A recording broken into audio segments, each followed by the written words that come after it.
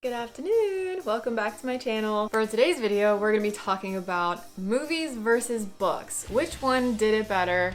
This is the ultimate showdown. I feel like this is a highly controversial topic and a lot of people have a lot of opinions on this. So I wanted to give my opinions on some book to movie TV adaptations, which ones I think are better and why, what makes them better, things like that. So stick around if you like book to TV adaptations, if you love watching TV and movies all the time and you're like wondering, should I read the book? Is the book better? Because there's that cliche.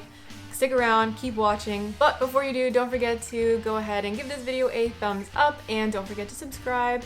But without further ado, let's jump into the video. I had to put my hair in pigtails for this because this is just too serious. I needed my hair out of the way so we could just dive on in. I wanted to make this video specifically because I've been watching so many TV adaptations of books recently and I have been pretty impressed. So I wanted to talk about them because some of these I'm like, should I even bother reading the book? The acting was exquisite, the plot line obviously was great. I think it portrayed exactly what the author wanted it to. Everything on this list except for the last two will be stuff I've already read, so I can give like a pretty good idea on what I think is better. Advantages to books over movies. I think that books just offer a more in-depth explanation of the plot overall, as well as the characters. As a reader, you're able to kind of individualize your own take on a story, whereas with a TV show or a movie, it's just based off of the director and the screenwriters and what their vision was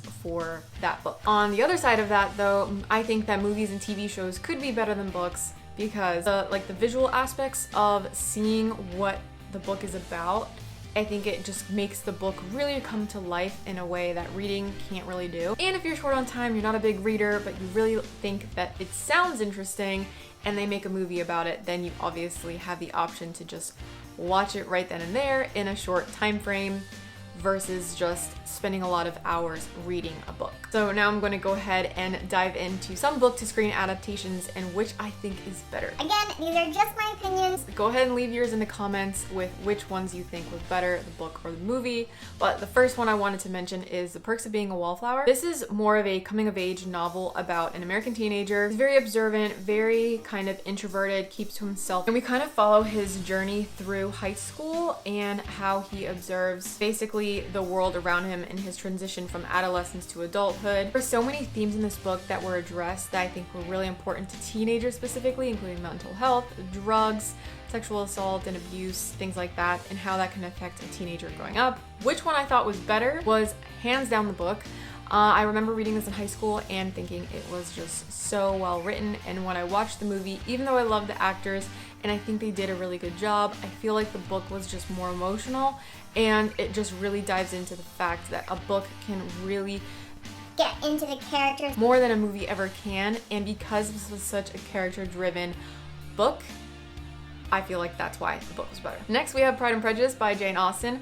Obviously I'm going to say the book is better because I have so many copies on my shelf, but I do love the movies. Both the 1995 and the 2005 version I think were both really great in their own way, but as much as I love Keira Knightley and Matthew McFadden in the movie adaptation, I have to say that the book is just so much better.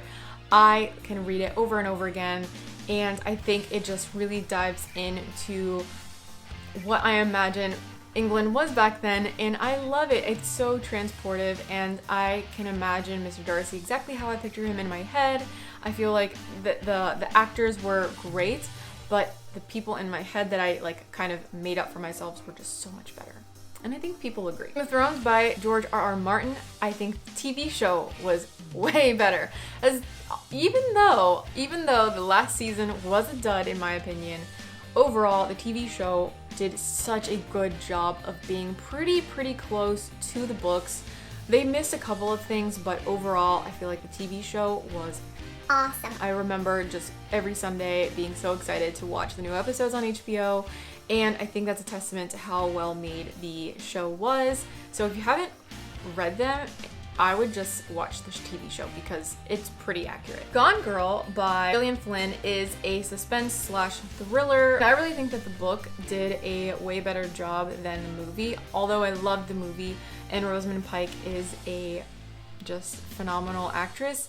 The book just made the plot twist so much better in my opinion, because you get different handwritings, you get different writing styles, and you can really hear the voice of who's speaking before and after events, and what makes the plot twist at the end so much more poignant and exciting. If you haven't read the book but you've seen the movie, go ahead and read the book, because I think you will agree that the book was so much better. Now, Bridgerton by Julia Quinn is a super popular TV series right now.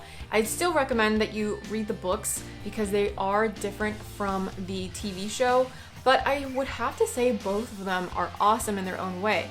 And on the one hand, you have the Bridgerton book series that is gonna be, I would say, less woke. And all of those trends that are popular right now in pop culture, you're just gonna get just regular historical romance, whereas the TV show is gonna talk about other topics that are common today in just TV shows, especially on Netflix. I really like both of them. The acting in season 2 specifically was so good. I love Anthony and Kate, but definitely check out the book series as well, because I think you will find that even though it's a little different, it has a lot of great aspects to it, and I think you will enjoy it equally. These last 2 books I have not read, but I did watch the TV show of, and I want to give them a shout out because, first of all, one of them was never completed. That one is Sanditon by Jane Austen, and then the second one, I wasn't interested in the cover art.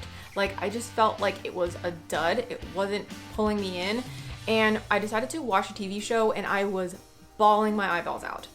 Like, amazing. Probably one of the best TV shows I've ever watched. So I don't even know if it's worth reading the book, because I don't know if I can put myself through that again. Like, That heartbreak, that emotional torment. this show put me through. But Daisy Jones and the Six was so good, guys, by Taylor Jenkins Reid. It's available on Amazon Prime. But Sanditon and Daisy Jones and the Six are really great TV shows, totally different. We have contemporary romance, and then we have like a historical Regency type of romance here. But both stories are great, incredible, phenomenal, wonderful. I love them so much. And I don't think you necessarily have to read the books. I think you should just watch them for yourself and let me know what you think. But that is it. Those are the books and TV shows that I think were worth mentioning in this video, and which ones I thought were better than the others, which ones are worth your time to pick up and actually read, and which ones you can probably just skip and watch the screen adaptation for. If you have more recommendations, please let me know in the comments down below. I know there's so many currently being made, and I'm so excited. That is it from me, guys. Thank you so much for watching. I hope you found this video kind of fun and different. And yeah, until next time, I will see you in my next video. Bye!